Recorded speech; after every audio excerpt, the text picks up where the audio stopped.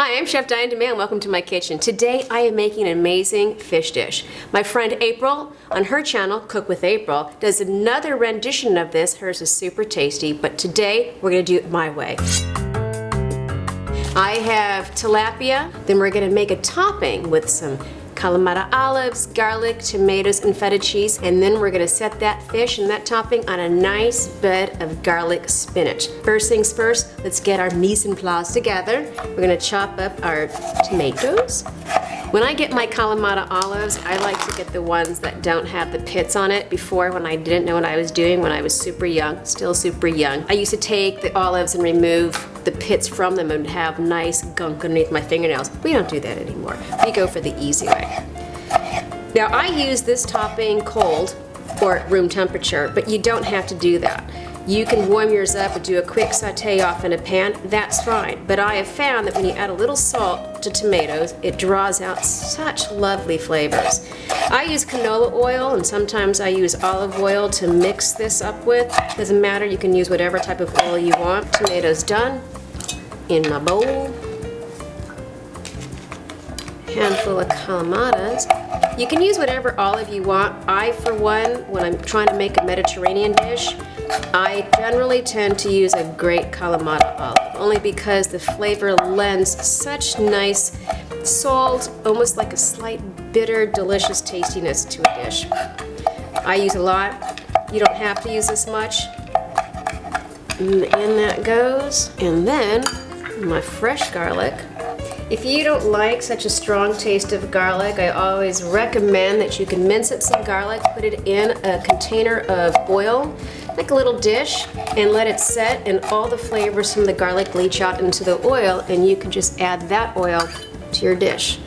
Me, I've got gusto. I like garlic. Okay. And that goes there. And last but not least, feta.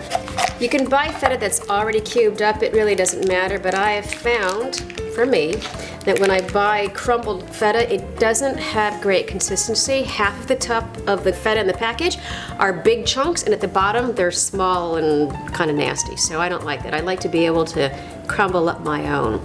In that goes. And you don't have to buy any particular type of feta cheese. Some are more tangy than the others. And that's it. Now I'm going to mix this.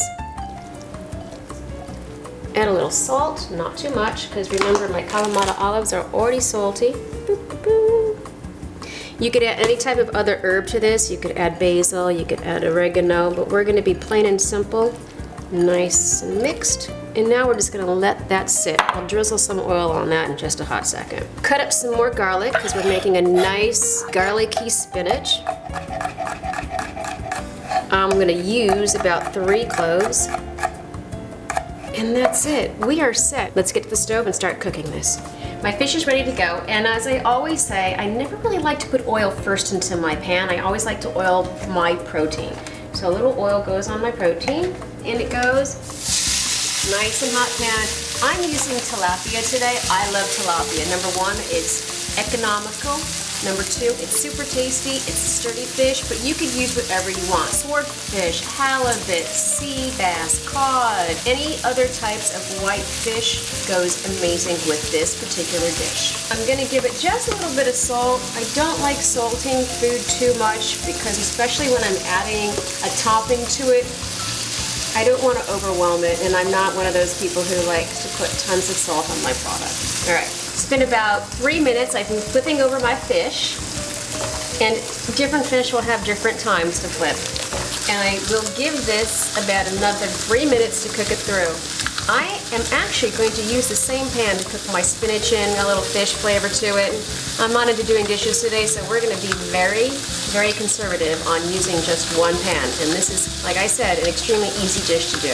My fish is done and it's ready to come out. It's got some nice brown color on it.